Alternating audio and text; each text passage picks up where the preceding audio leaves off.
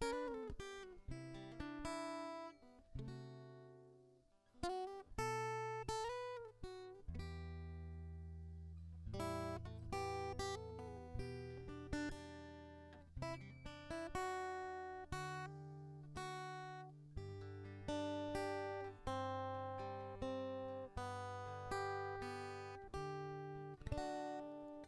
datang ya Bapa dalam kerinduan, memandang keindahan-Mu.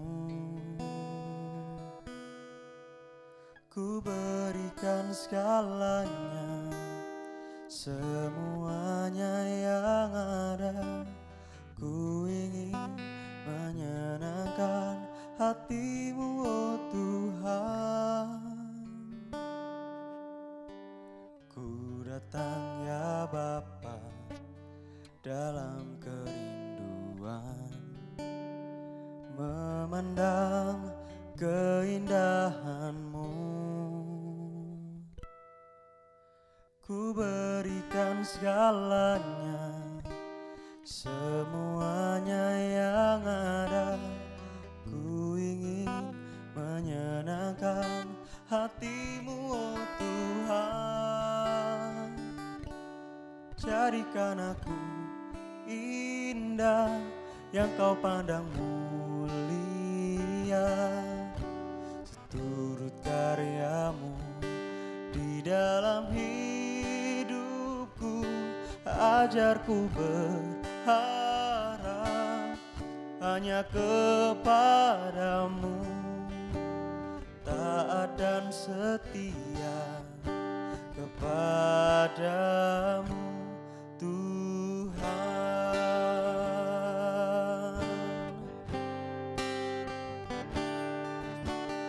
Ku datang ya Bapa dalam kerinduan, memandang keindahan-Mu.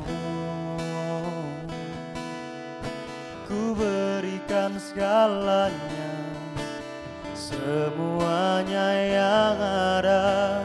Ku ingin menyenangkan hati-Mu, oh Tuhan. Jadikan aku indah yang Kau pandang mulia, seturut karya-Mu di dalam hidupku. Ajarku berharap hanya kepadamu, taat dan setia kepadamu, Tuhan.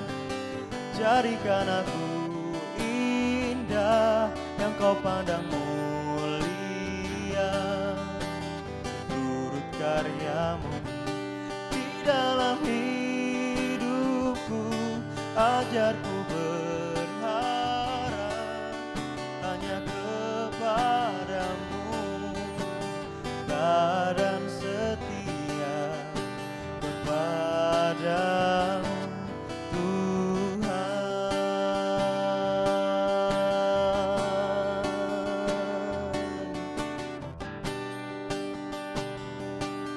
Kami rindukan selalu dekat padamu, memandang wajah-Mu, Tuhan. Ajari kami untuk taat dan setia, ajari kami selalu dekat padamu, bawa seluruh hidup kami, Tuhan. Oh, itu yang kami rindukan, selalu dekat, selalu memandang Kau, Yesus.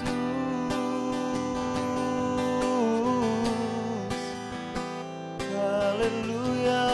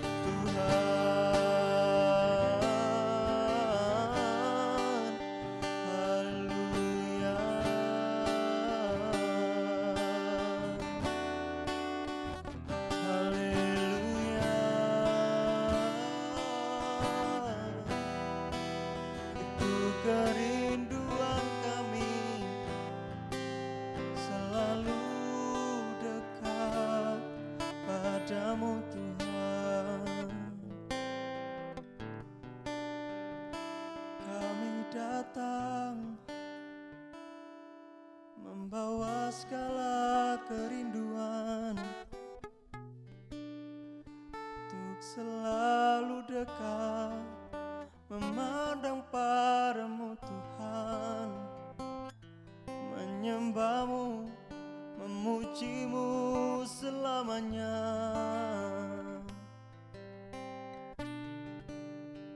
Yesus Tuhan,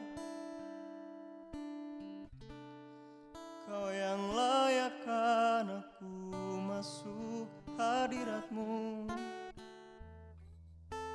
Kau yang jadikanku indah serupa dengan-Mu Tuhan. Kami berterima kasih Yesus Tuhan, Yesus Tuhan, kami menyembah nama-Mu.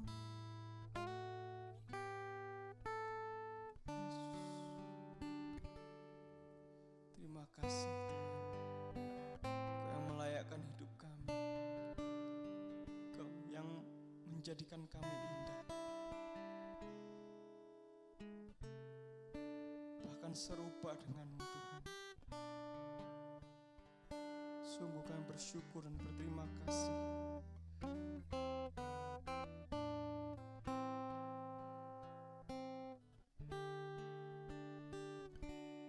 Jadikan aku indah yang Kau pandang mulia, seturut karya-Mu di dalam hidupku. Ajarku berharap hanya kepadamu, taat dan setia kepadamu Tuhan. Jadikan aku indah yang Kau pandang mulia, seturut karya-Mu di dalam hidupku. Ajarku berharap hanya kepadamu, taat dan setia kepadamu Tuhan. Taat dan setia, taat dan setia, taat dan setia kepadamu Tuhan.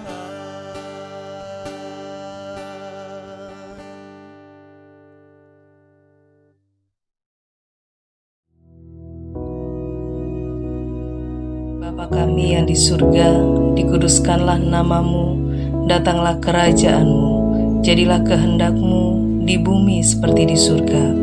Berikanlah kami pada hari ini makanan kami yang secukupnya, dan ampunilah kami akan kesalahan kami, seperti kami juga mengampuni orang yang bersalah kepada kami. Dan janganlah membawa kami ke dalam pencobaan, tetapi lepaskanlah kami daripada yang jahat. Karena Engkaulah yang empunya kerajaan dan kuasa dan kemuliaan sampai selama-lamanya. Amin.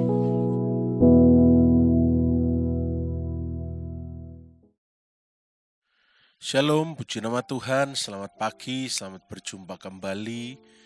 Di hari yang baru ini kita bersyukur Allah kita sangat baik.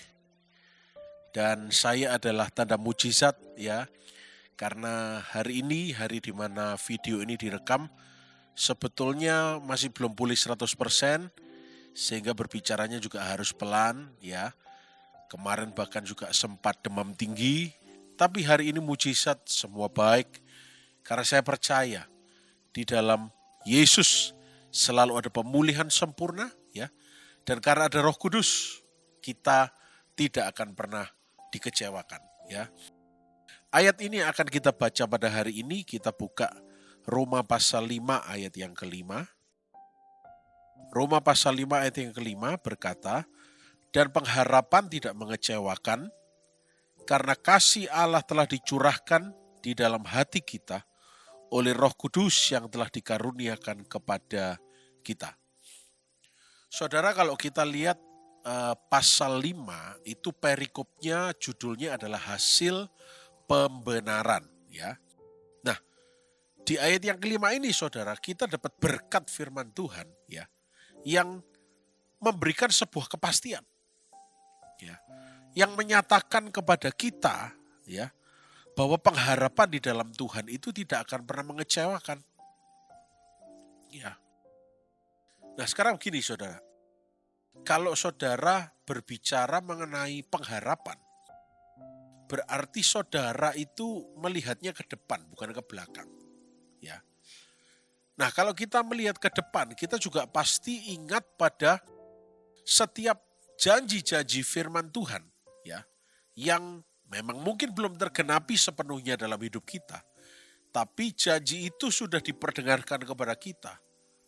Nah, pengharapan ini adalah sebuah kepastian bahwa setiap janji yang Allah janjikan bagi kita pasti ditepati pada waktunya. Ya. Karena apa saudara? Kalau kita hidup tidak punya pengharapan, ya, maka kita kehilangan arah tujuan. Untuk apa aku hidup? Untuk apa? Toh gak ada hasilnya dan seterusnya ya. Tapi puji Tuhan, di dalam Yesus ada kepastian, ada pengharapan ya, dan tidak akan mengecewakan. Saudara juga ingat ya, firman Tuhan yang berkata di dalam 2 Petrus 3 ayat 9 ya, berkata bahwa Tuhan tidak lalai menepati janjinya ya. Sekalipun ada orang yang menganggapnya sebagai kelalaian, tetapi ia sabar terhadap kamu karena ia menghendaki supaya jangan ada yang binasa, melainkan supaya semua orang berbalik dan bertobat. Ya. Nah, saudara, tapi ketika kita kembali lagi berbicara mengenai janji Tuhan, ada hal yang di sini harus diperhatikan, ya. Bagian kita. Apa itu? Ya. Yang pertama, tetap percaya dan berpegang teguh kepada janji firman-Nya. Berpegang teguh ini juga artinya walaupun dalam hidup ini kita menghadapi banyak tantangan, ya, kita harus berproses dalam hidup ini. Kita tetap pegang teguh janji Tuhan, ya. Tidak ada yang mustahil bagi Tuhan. Di sisinya Tuhan itu sudah tahu beres. Semua pasti baik, semua pasti tidak akan luput. Tapi di sisi kita, ini yang harus kita perhatikan, ya. Tetap percaya, tetap berpegang teguh, ya. Apalagi dikatakan tadi di Roma 5 ayat 5, pengharapan tidak mengecewakan, ya. Nah, bagian kita ketika berharap, kita tahu bahwa pengharapan tidak mengecewakan. Nah, bagian kita tetap percaya, tetap berpegang teguh, saudara. Ya, kita harus tahu begini, saudara. Tantangan, ya, proses hidup yang harus kita hadapi itu ada dan Tuhan izinkan, ya, bukan untuk justru menjatuhkan saya dan saudara. Tetapi tantangan yang ada itu untuk mengasah dan mendewasakan kita, ya. Satu hal yang harus kita ketahui, walaupun kita menghadapi tantangan, walaupun kita menghadapi proses, Dia tampil sebagai seorang gembala yang baik, yang selalu mendampingi kita melewati setiap proses, tantangan, ya, kita golongkan sebagai lembah kekelaman kita. Dia selalu ada. Ya. Nah, sungguh sebuah kebahagiaan bagi kita, saudara, kalau kita tahu bahwa di dalam Tuhan Yesus ada janji pengharapan yang luar biasa. Ya. Kita tidak akan pernah ditinggalkan sendirian. Kita selalu punya pengharapan, selalu ada jalan keluar, selalu ada jawaban bagi kita. Kita bersyukur punya Allah yang baik, gembala yang baik. Dan kalau kita sudah tahu ada gembala yang baik, kita tidak lagi takut janjinya pasti atau tidak. Ya. Dia genapi janjinya atau tidak, kita gak takut. Karena dia baik. Kalau kita berjumpa orang baik saja kita bisa tenang. Oh dia baik kok, reputasinya dia baik. Saya kenal siapa dia. Apalagi kali ini kita berurusan dengan Tuhan. Tuhan yang baik, kita tidak takut. Karena ada kepastian di dalam dia. Ya. Satu hal lagi yang harus terus kita lakukan sebagai orang yang percaya. Sebagaimana ditulis dalam Daniel pasal 11 ayat 32b. Ya. Tetapi umat Tuhan yang mengenal Allahnya akan tetap kuat dan akan bertindak. Ya. Kita tetap lakukan bagian kita. Kita tetap kuat, tetap bertindak, tetap percaya, tetap bertindak. Ya. Kita diajar untuk tetap bertindak dalam bentuk apa? Langkah iman, melakukan bagian kita. Saya ingin tanya sama saudara, kalau saudara yang dulu pernah, karena mungkin saudara percaya Yesus sejak lahir atau sejak kecil. Saya ingin tanya sama saudara, bagi saudara yang sekarang sudah dewasa, sudah takut untuk melakukan tindakan iman. Saya ingin tanya lagi, kenapa kok dulu waktu kecil berani melakukan tindakan iman? Karena waktu kecil kita gak banyak pikiran, gak banyak berlogika, gak banyak takut tentang apapun. Asal aja tindakan iman aja, percaya aja. Kalau sekarang kita mikir, oh masuk akal gak ya? Logis gak ya?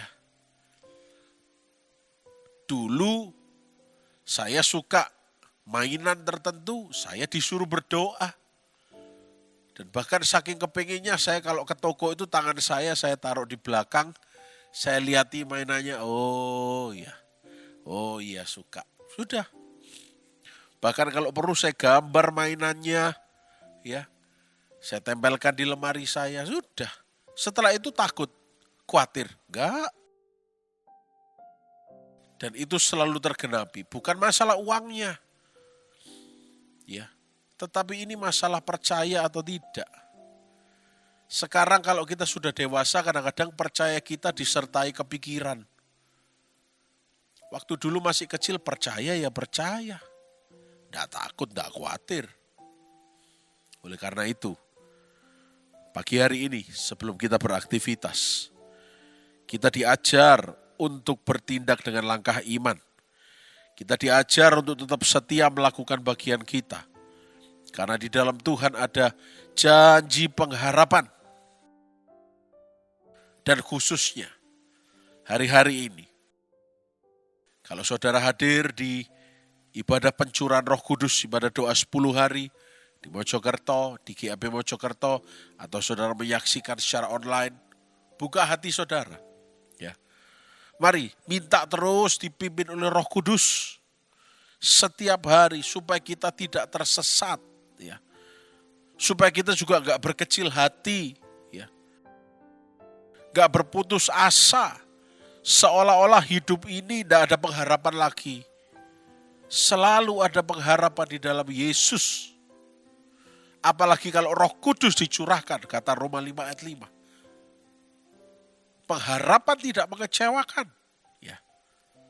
Karena Roh Kudus yang telah dikaruniakan pada kita, itu adalah penolong dan menghibur yang dikaruniakan oleh Bapa di surga.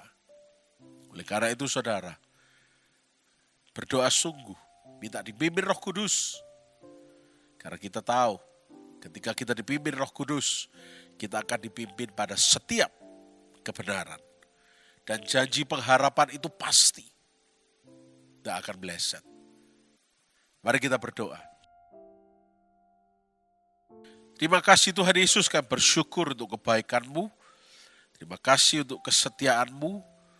Roh Kudus, terus pimpin kami, penuhi kami.